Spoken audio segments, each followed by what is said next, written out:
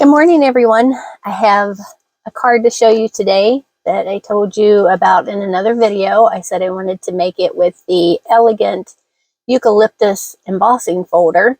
And this is the card. Hope you can see that, all the beautiful embossing on there. And I'm going to show you how I did this. So I do have a PDF. If you're interested, I can send that to you. I made that up this morning and I can send it with the video. So just let me know. Show you what I used to make this. I used, of course, the elegant eucalyptus folders, and I used this one right here. So I'm going to put this one here. Then I used the Wildflower path. I think this is a really pretty stamp set. It's got some really nice line images, and then you can just stamp whatever flowers, whatever shape you like. There's leaves, and I like the sentiments that go along with it. And then I also use the dies with this Hello Beautiful, and these are so interesting. I know I showed you this one before, but this is what the die, this die right here, it cuts it out, but it also embosses. So all of these do that. This die right here, we'll cut it out and then do the embossing for you, as well as the circle dies. I haven't used this yet, but that's going to be pretty cool. I like that. And then all of these hexagons will be really nice for layering. You can just see something with honeybees with that. So let me get this out of here and let me show you what I did for this. So this paper, this background paper, let me get this out of the way. Right here, this is a host item that is new in the July to December mini catalog, and it's called Celebrate Everything.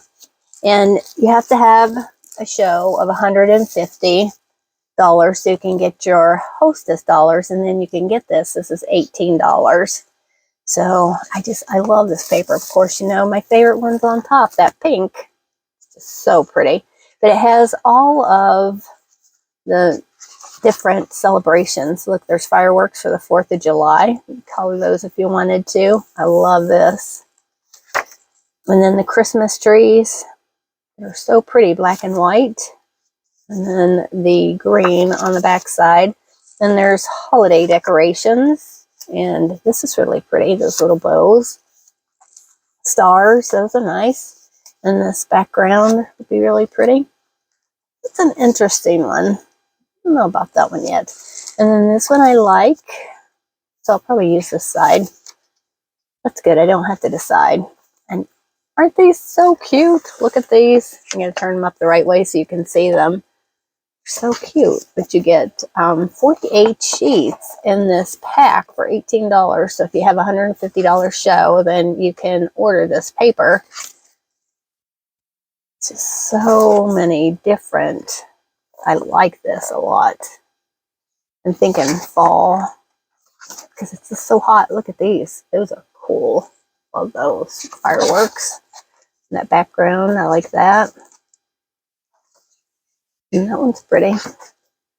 And then these wide stripes, neat. And then this would be a nice background. You could even stamp on that if you wanted to. But let me get started with the cards. Sorry, I love to show the new products, and that's in the new mini catalog. So this card, I actually did make the card base at 4 inches. This is 4 inches wide by 5.5. So you cut your paper at 8 by 5.5. And then you score it at 4. This way, when you use your designer series paper, if you want to cover the whole front of the card base, then it covers it all up and you get more use out of your paper. So what you want to do is you want to bring in your shimmery white cardstock, like this right here, and you want to stamp first. I know my first instinct was to emboss it and then stamp, but it works so much better if you stamp first. So this is one of the images from that stamp set. And I love this one because it's got little sprinkles all over it. So I think it's so cute. So you just ink it up and you just want to stamp. This one is going to be down a little bit. Next one, I think I did it wrong. So that one should have been up and this one should have been down, but you know, whatever. And if you don't like it, turn it over and stamp on the other side. So let's do that. So this one should be a little bit higher. So let's put this one, it has to be like the sample, you know. Then this one comes down and then this one goes higher. Isn't that neat? I love it. So then you come in with your little flower image, and that is the Blushing Bride. Put this over here out of the way so you get the Blushing Bride. I'm going to need a new ink pad soon. This is a really old one, but it still works. So what you want to do is you want to ink it up and then stamp off. So it's not quite so bright. It looks more like a watercolor. You know, if you like it darker, yeah, go ahead. But I like it with stamping off. So you just ink it up, stamp off, and then come in and stamp.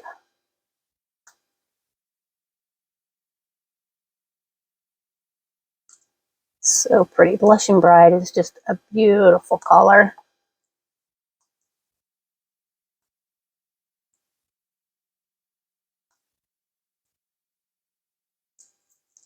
Maybe one more right there. Okay. So, yep, that's good. So then you want to take your blending brush. I'm going to need to wash this soon, but it works for now. So ink it up a little bit and then come in with your embossing folder. And this is the front of your folder when it has the Stampin' Up! Logo on it. This is the side that gets your impression. So I'm going to clean this off because I see a little bit of ink on there from my previous stamping. So I think what I did is I didn't let my piece dry before I inked it up. So all you do is you just clean it off, dry it up, and then take off all of your old ink so it doesn't leave anything on there that you don't want. So then you just take your blending brush and you go over the embossing folder. And what this does, it just gives a little bit of ink on that card. It makes it pop out a little more too. And you can do it as dark as you want, but I was just going for a subtle effect. So just run your embossing buddy over it. So then what you want to do is you want to make sure where you want your eucalyptus pieces to be. So they kind of line up. So this one's going to come off of this one's going to come off of that one, and then this one kind of mimics that one. So you can see where your embossing is going to be. Just make sure it's straight, and then just press it down. Then I'm going to bring in my little mini cut and emboss machine. I love this little thing for videos because it just comes in so handy. You can actually, my desk is quite small, so you use the 1 and a 4 plate just like you use with the big embossing folder or embossing machine. So anything that says in the catalog 3D, you want to use plate 1 and plate 4. And they tell you to stagger your plates. So this is the bottom plate. This is the platform. And then this is your embossing plate. So you want to stagger them a little bit like that. And then that helps it to feed into your machine a little better. So just get it started. As I say that, then it doesn't want to go through. So this one, there's a lot of pressure on it. So there, you can tell when it pops out at the other end. And you always want to send your embossing folders hinge first. So this takes the pressure off. If you do it this way and you feed it through this way, then it puts pressure on your hinge and it'll cause it to crack. So always send your embossing folders through hinge first. So let's move this out of the way. Move our card back in here. So then when you bring it out, isn't that so pretty? And you probably can't tell from the video, but it just makes the background like a little blush. And with this shimmery white cardstock, it's just so pretty. Let's put this out of the way. It's over here so you can see it. For some reason it wants to flip up, so let's do this. Maybe that'll hold it down. Nope, it's not going to hold it down either.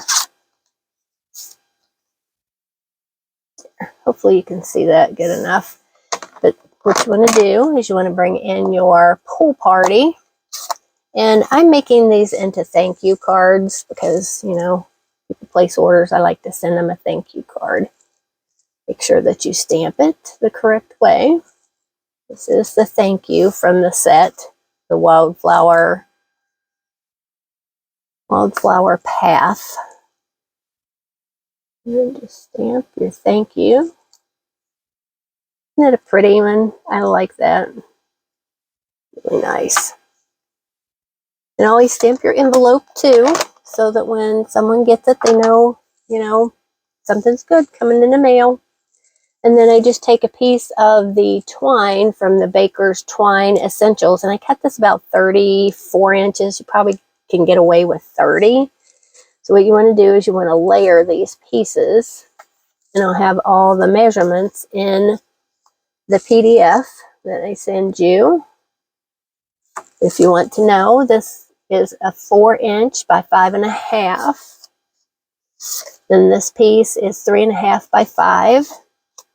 And then the shimmery white cardstock is 3.25 by 5.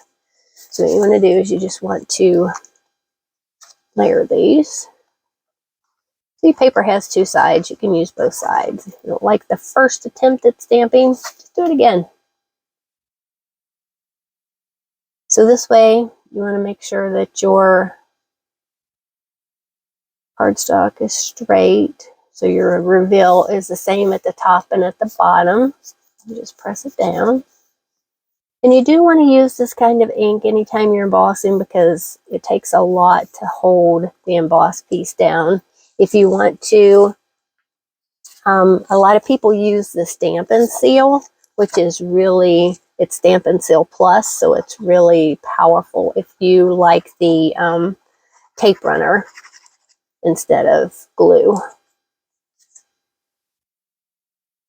You just want to layer this, and I should have tied my ribbon around all of it, but wasn't paying attention to what I was doing, so we'll just do it this way.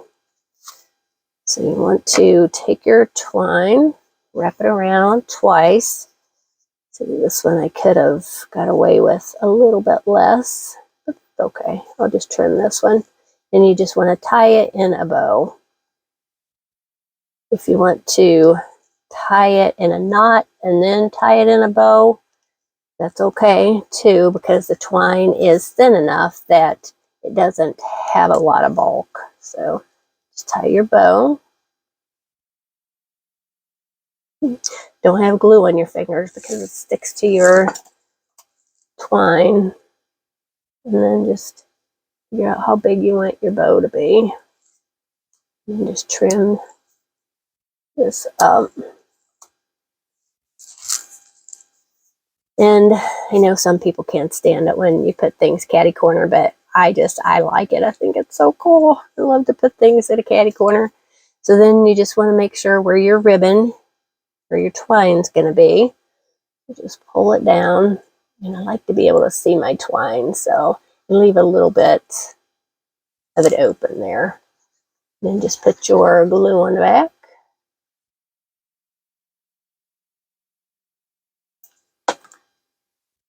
Off center or straight, whichever you like. You know, I'm going to go off center.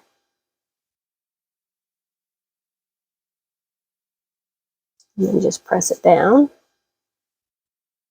And I forgot to order the solid faceted gems, but I'm such a hoarder. I had some of these little gems left over from something. So thought, why not? I'll use these until I can get my other ones. You just want to put these.